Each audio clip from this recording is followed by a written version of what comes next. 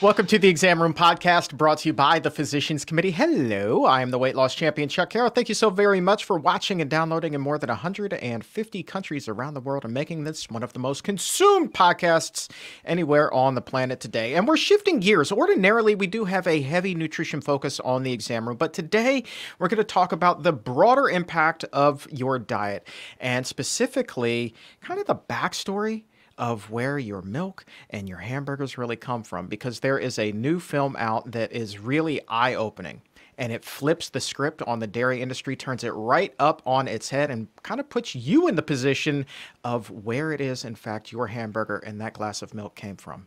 What would happen if you were, in fact, the next girl? And that is the name of a new film that is out right now. You can watch it on Unchained TV. I'm so thrilled to have two of the people who play an intricate role in that film there, including the film's screenwriter. She also happens to be the director of special projects for Farm USA and the director of the Planet series of events right here in the Washington, D.C. area. Also, the film star Jamie Logan is with us. Welcome to you both. Thanks for being here on the Exam Room. Thank you, Chuck. We're so blessed and honored to be here. Appreciate you. Yes, thank you so much. This is very exciting. Jamie, I want to start with you because you did an amazing job of giving people the feels and really kind of giving us insight in what would happen if these really weren't dairy cows. What if these were us as human beings? And your emotions just jumped right off of the screen at me. How difficult of a role was this for you?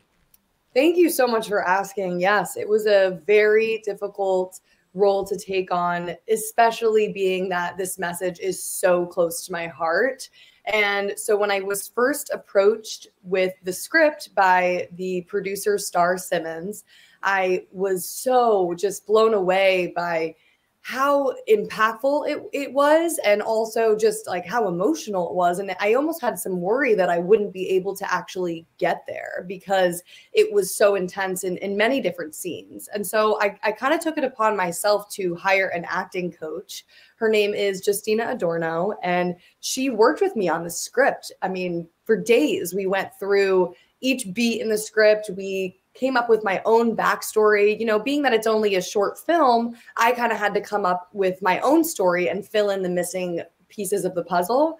And so, yeah, I studied up for this role a lot. And being that I was embodying the emotions of a dairy cow in a sense, it was a lot of prep, watching the cows have their babies taken away from them over and over again, having them hooked up to milking machines, and then ultimately they all end up being killed. And so this is a story that I wanted to tell to really help people connect with this message so that they can feel my pain and look at me as a human being and say, you know, this is pretty upsetting. This is really disturbing. But then how is that any different if we just change the species? Do you still feel that same pain? And Lisa, not a lot of script here, but nonetheless, I mean, what you crafted as the screenwriter here was just immensely powerful. And I'm wondering what the process was like for you, because there wasn't a whole lot of dialogue in this film, but the imagery was just so profound. Yeah, the original story was the story. And you're right. We purposefully didn't have a lot of dialogue because we wanted it to transcend language. You know, we wanted to show a story using body language and scenes and emotion and facial expressions. And I think we accomplished that. I wrote this on paper because, yeah, some people still do that with a pencil. And it came out of me within a matter of an hour. I just wrote the story down one night. And I knew that when I finally wrote that down, that someday it was going to come to fruition and hopefully be used as a tool to educate people. And that's where we're at today, and you know, talking about it on such an incredible podcast. Well, let me ask you, there was one particular scene that really kind of stood out to me, and it was where, Jamie, your character was actually looking out into a parking lot, and it looked like you were, you know, seeing a family just healthy, happy, getting out of a car. I don't know if they were coming back from, you know, the beach or wherever it was, but they just looked so happy. And then here you are, you know, chained up in this little torture chamber, more to speak, or so to speak. And what was it about this family? Is that kind of reflecting at, well, there are cows out there that don't have to go through this? I'm just curious what the backstory on that is and what the symbolism might be.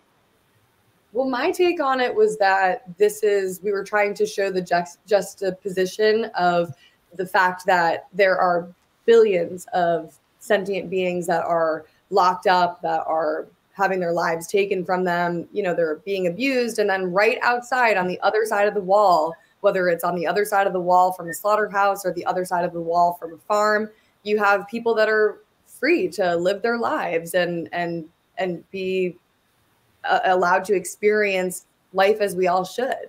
And not even aware, and not even aware that this is going on the other side of the wall, which I think is an important point.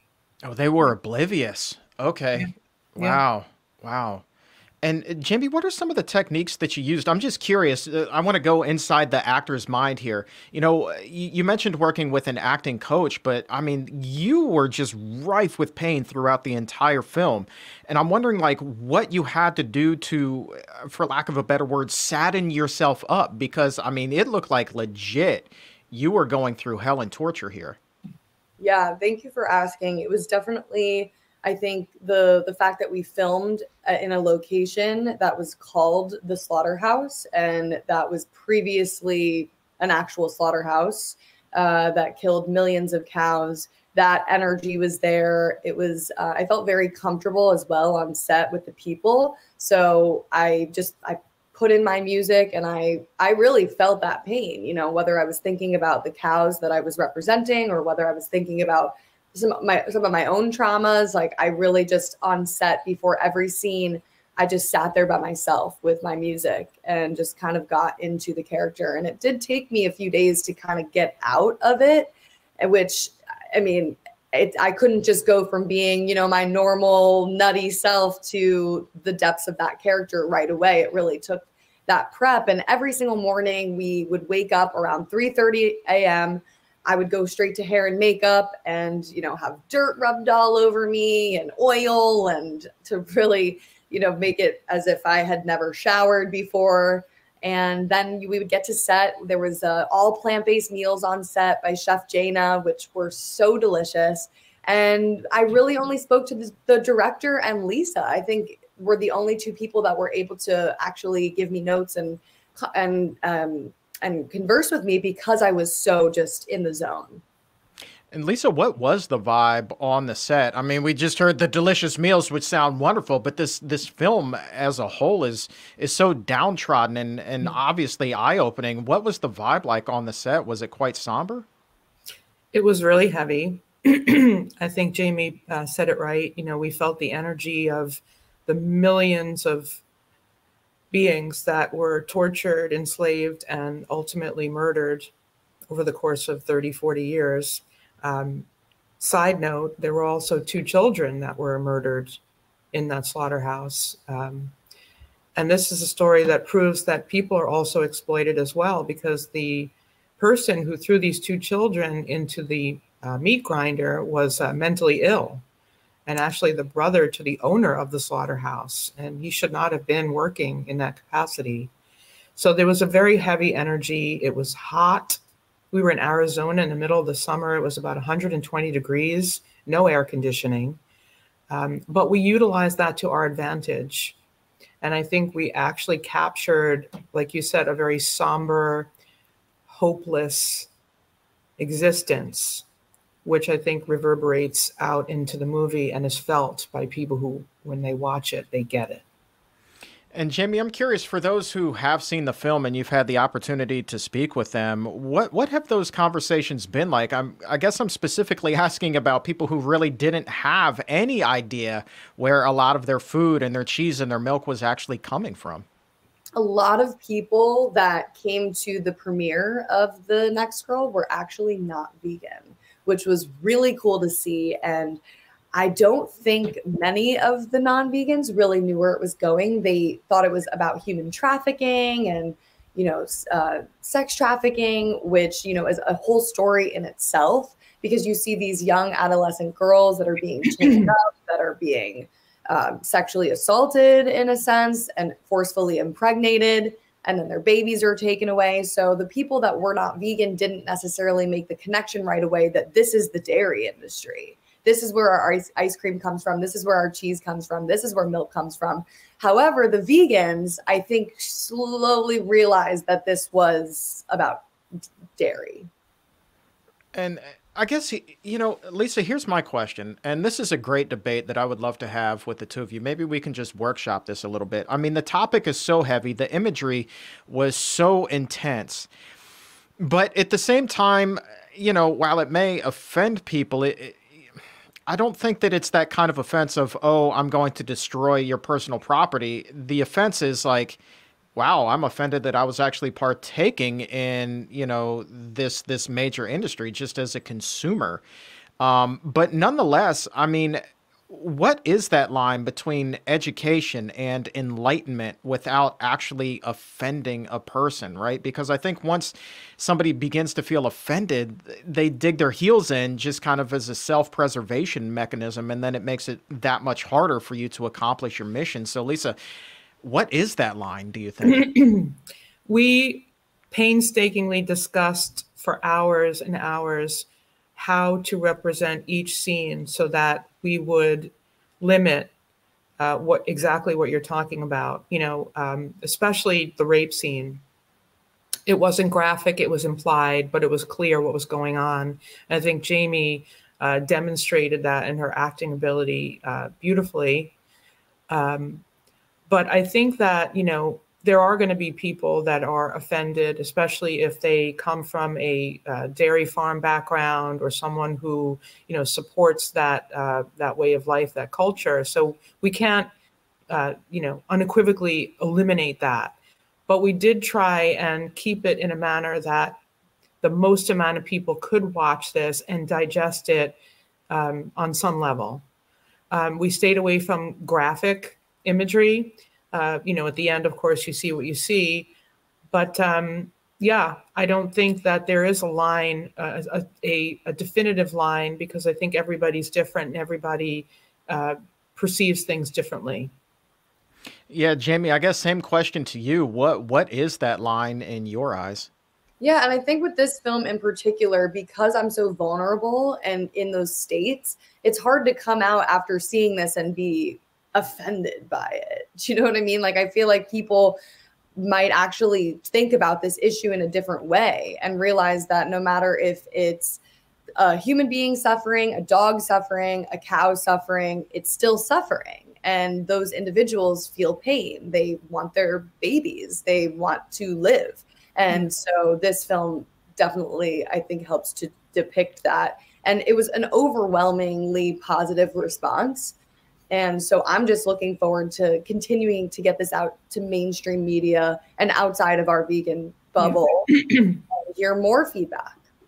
Yeah. I think one of the points that I want to point out, one of the things I do want to point out is that in terms of being offended, you know, I have talked to people that have seen similar things and they just can't get past that whole, we're comparing humans to animals because they see that as, you know, different. But that actually leads us to what we were trying to do, and hopefully we were successful, is that we weren't necessarily focusing on so much who the victims are, because we are comparing. We're focusing on the oppressive mind, which is no matter who the victim is, oppression is the problem. You know, and when you're talking about transmuting oppression into compassion, all victims should be equitable. And that's what we're working towards. That's deep, man. That's why you are, you know, the screenwriter. That's why you're the director of all of these wonderful projects, you know, with Farm USA, with the Planet series. I mean, daggone, man, that may be one of the more profound statements ever uttered on this show. We've done 500 and some odd episodes. Well done. And it's a debate that's going to continue. And I think that by and large, Jamie, I think that your generation in particular is more open to opening their eyes as opposed to, you know, some of the more, well, the people who have been around for a few more years, people like myself who, you know, 40 some odd trips now around the sun, who are a little bit more set in our ways. Do you see a little bit more hope as far as the way things need to change just for the preservation of human health, the environment, the animals, all of the above, you know, because clearly the old way isn't working any longer? I think with any form of activism, you have to be optimistic. Otherwise, why would we fight so hard, right? So I am super optimistic about the future. I think the alternatives are only going to get better. They're only going to get more convenient, more affordable. And even in just the 6 years that I've been vegan, I've seen so much change. You now see vegan is a term that most people know. You see vegan options on most restaurant menus.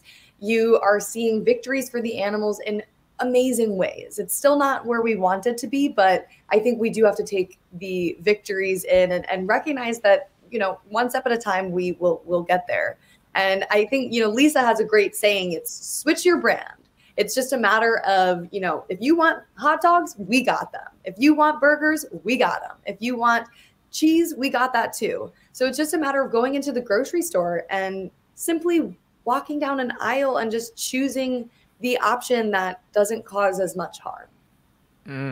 That said, in your 6 years, I mean, what's the best new vegan burger that you've had? I mean, let us know, because I'm sure there's a lot of exam roomies who are like, hey, she sounds like she knows what she's talking about. Let's get the burger on. I mean, I'm a foodie. Listen, I am absolutely a foodie. I'm not here drinking green juices all day, I'll tell you that. Although those are good for you. But I really love, I mean, I'm in New York City, so there's a lot of really great restaurants. There's a place called The Organic Grill, and they do this delicious homemade burger patty, which is so yummy. And listen, if I'm just really in the mood for something more fast food, like the burgers that I used to eat, I would just have an Impossible Burger or a Beyond Burger. Then again, it's not something I eat every day, but it's like once in a while. Right on. Once in a while. All right, Lisa, give me your go-to burger these days. What you got? I love Plant Burger. Plant Burger? They have 14 locations. I mean, I don't typically eat like that. I'm more whole food plant-based, or, you know, I try and be the majority of the time, but Plant Burger is great. I do love veggie burgers, which are burgers that are made from vegetables. But there's so many brands out there. I think, you know, people are like, well, I don't know if I can do it. You know, I don't like that brand. Great, try another brand, because there's omnivore brands that you're not going to like some of them either. Just keep trying different brands, and eventually you'll find one that you love. Dr. Prager's. I mean, there's so many. Meaty. There's so many brands out there right now. There's just no reason to involve animal cruelty and suffering in our food system anymore. I agree with you 100%. And speaking of there being a lot of brands, there's a lot of different brands right now on YouTube, Jamie, including your own Jamie's Corner. Talk to us a little bit about what you post up there. Sure. Thank you. Yeah. So Jamie's Corner is a humorous talk show that is kind of getting the message across by any means necessary. So I go out onto the public streets in New York City and I talk to people about these issues. So I will bring up the environment, I'll bring up health, and also ethics. And so it's really interesting to hear people's feedback and to hear some of the questions that I get, because it is sort of a debate style show. Like I definitely get some, you know, bacon guys up in there, and I get the protein bros that kind of look at me, you know, like, you like to poke the bear, don't you? You strike me as the kind of person that loves to poke the bear, so to speak. I do. Lisa can attest. She's a poker. Yeah, she's a poker. I'm a poker because I'm like, I need to get these people thinking about these things. And so I find a balance between humor, entertainment, but also just, you know, like education. Let's get these issues talked about. Yeah. Awesome. Well, listen, we're going to drop a link to Jamie's Corner in the show description and in the episode notes. So definitely go check her out. Watch her poke the bear on the mean streets of New York City, where I'm sure that it is a ton of fun. Next time I'm up there, maybe I'll come and join you on a shoot. How about that? That would be so awesome. Lisa was just in the city visiting me, and we did a Jamie's Corner episode, and we met one of the creators of the Got Milk campaign. And so what? Was this just by chance? The milk mustache guy, Charlie. No way. Yeah. Yes. So we spoke to him all about the dairy industry. Oh, yeah. Yo, he lives in a very fantastical, hallucinogenic world of his own where lactose intolerance doesn't even exist. And he also doesn't know what veal is somehow. Yeah. Yo, must see TV. No doubt about it. All right, Jamie, I know that you have to run, so thank you so much for your time. I would love to bring you back, talk some more, and definitely, maybe do a pod swap. And like I said, I would love to join you up there in New York soon. Would love that. Thank you so much, Chuck. And thank you, Lisa. I love you both. Thank you. And thank you, everyone, for listening. And I hope to chat soon. Thanks, Jamie. Take it easy. Bye. All right. And so, Lisa, let's talk before you and I wrap up about the Planet series of events that we have coming up, because your portfolio has really grown. Last year, I had the opportunity to speak at Planet Bethesda, which was a blast. But now I understand that the Planet is going to be in Virginia and it's going to be in Washington, D.C. as well. I mean, girl, you're moving and shaking. Yeah, the farm team is super excited. We're expanding. As you said, we've done Planet Bethesda for the last 2 years, really successful. Thousands of people came out, mostly non-vegans. All the vendors and companies that were present and participated, also not vegan. Everybody included is seeing the benefit of being involved in an event where it just introduces people to an incredible festival that offers everything sustainable, including electric car innovations and incredible food from all over the planet. So yeah, we're expanding. We have Planet Virginia, formerly Fairfax Veg Fest. We've now taken that over and working with Gwyn Whitaker of Green Fair Organic Cafe. And that's going to be on April 21st, Sunday, at the Northwest Federal Credit Union lot, the same place it's been for the last 5 years. And then we have Planet Maryland on June 2nd, also a Sunday, Elm Street Park in Bethesda, Maryland. And then we are right now putting the finishing touches on Washington, D.C., Planet D.C., which we hope will be October 6th at Franklin Square Park. Just putting the finishing touches on working with their team and, working out all the logistics. So it's a 3-event tour happening throughout 2024. A lot of vendors, a lot of activities, a lot of speakers. Hopefully we can include you in that, Chuck, because we love you and we love having you as a presenter. And just a ton of fun. Everything sustainable, electric car displays.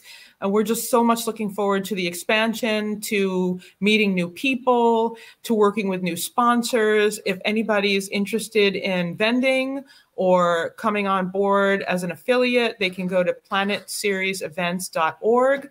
All the information is there, or they can reach out to me and let's talk. I would love to talk to anybody who wants to be involved, because it's just going to be 3 incredible events. I think what we're doing is groundbreaking.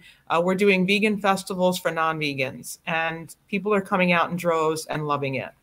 Man, I had a blast, like I said, at Planet Bethesda, and Gwyn has done such a fantastic job the last few years out in Fairfax, so I love that that's morphing into Planet Virginia as well. So, it's just going to be awesome, awesome, awesome, straight up. I can't wait to see what the future holds in 2024 for this incredible series of events, and definitely count me in for at least one of those events. Definitely 100% count me in. I think that you guys are just going to have a ball out there. And when you were on the show previously, we did talk a lot about the fact that you're creating these events for people who are not yet eating that plant-based diet. And I did not encounter a single soul out there who did not enjoy the food, did not enjoy the entertainment, did not enjoy the atmosphere. Like, everybody was munching on some righteous eats and having a grand old time. And I don't see anything differently playing out this year in 2024 either. So home run, stay tuned. We're going to have a link to everything, including if you're a vendor and you want to sign up, that link's in the episode notes for you as well. What else do you have going on? My God, you're doing so much stuff, Lisa. Well, I mean, those events are going to be taking up a lot of time. There's a lot of work involved, but it's a labor of love. Jamie and I are also working on a project with Jane Velez Mitchell. We all know ex-CNN correspondent. Now she has her own media channel, Unchained TV. We're working on a project with her. And the future is bright. I mean, there are just so many things going on, working with brands, helping companies develop foods for chefs that are interested in now incorporating more plant-based options in their menu. We were just at Whiskey and Oyster in Alexandria, Virginia, introducing our new plant-based foie gras, which he's adding to his menu, and doing a plant-based shrimp dish with beautiful spinach noodles. I mean, just these really creative young chefs that see the benefit of including healthier plant-based options on their menu, not only for vegans who want to have, an experience, but for people who are now more aware of their health and the planet and, of course, the animals. So we're really excited about working with restaurants as well.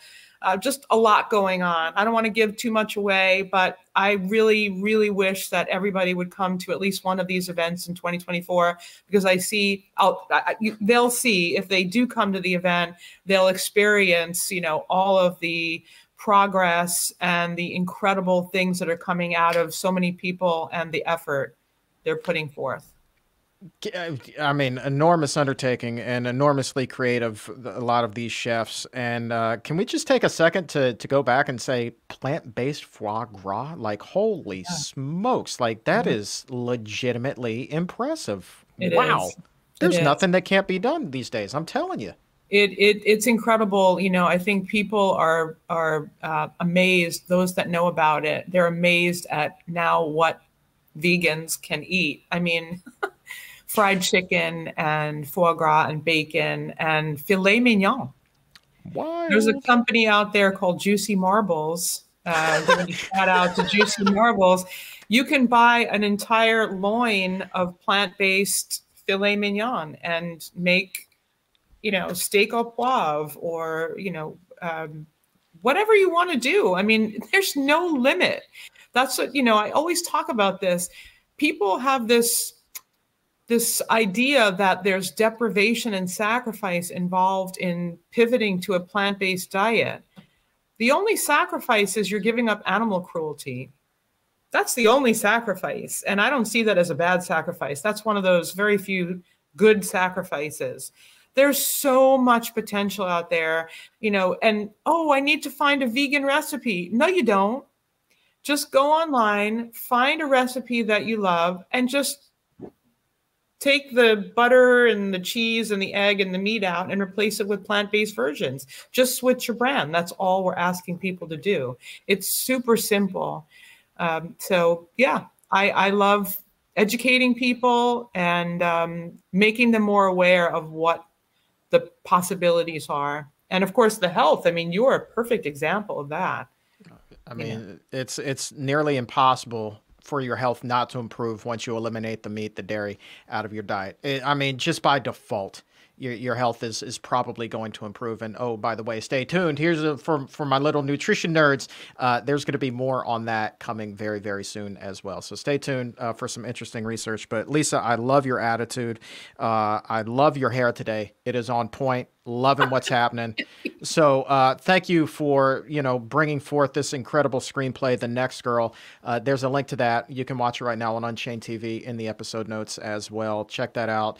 And of course, stay tuned for that big Planet series of events that's coming up around the DMV this year. And can I just say one more thing I want to add? If anybody is interested in doing a screening of The Next Girl in their area, please reach out to us, thenextgirlfilm.com, and fill out the application, because, this was never a project with which to make money. It is a passion project, and we will give that film to anybody that is interested in doing a screening. Doing a panel discussion afterwards works really well, so you can engage with the audience and get their feedback and do a Q&A. But if you want to use it to raise money for your organization or just to raise awareness, we are so on board with that, willing to work with anybody and everybody. Right now, I'm working with a member of Parliament, New Zealand. They're going to be doing a screening. There's a screening that we're putting together in London. The film's already won at least 10 film festival awards and counting. And we just want everybody to have access to it and to utilize it to their benefit. Hey, look, you know, it's such a powerful, powerful film. And, you know, I walk away from that. It's not lost on me that I'm saying that with, you know, well under 1 page of dialogue for the entire film. It is, the imagery is just, it's going to stay with you. So you guys did an excellent job with your storytelling there, and, you know, hats off to the entire team. Just amazing, shout out to Star Simmons and V Kind Studios, who helped me. I mean, incredibly demonstrative in helping me. You know, we put that together. They were a huge portion of making it happen and manifesting it. And so, yeah. Just V Kind Studios, thank you so much. Brilliantly creative, amazingly powerful. My hat is off to you. Cannot wait to see what the future holds. Thank you so much, Lisa. Thank you, Chuck. You have a wonderful holiday season. Happy holidays to everybody out there. If your health IQ is a couple of points higher than it was a few minutes ago, go ahead and like this video or subscribe to the YouTube channel. And to take it even higher, head over to Apple Podcast or wherever you get your favorite shows. Look for The Exam Room by the Physicians Committee. Hit the subscribe button there as well and help to make your world a healthier place.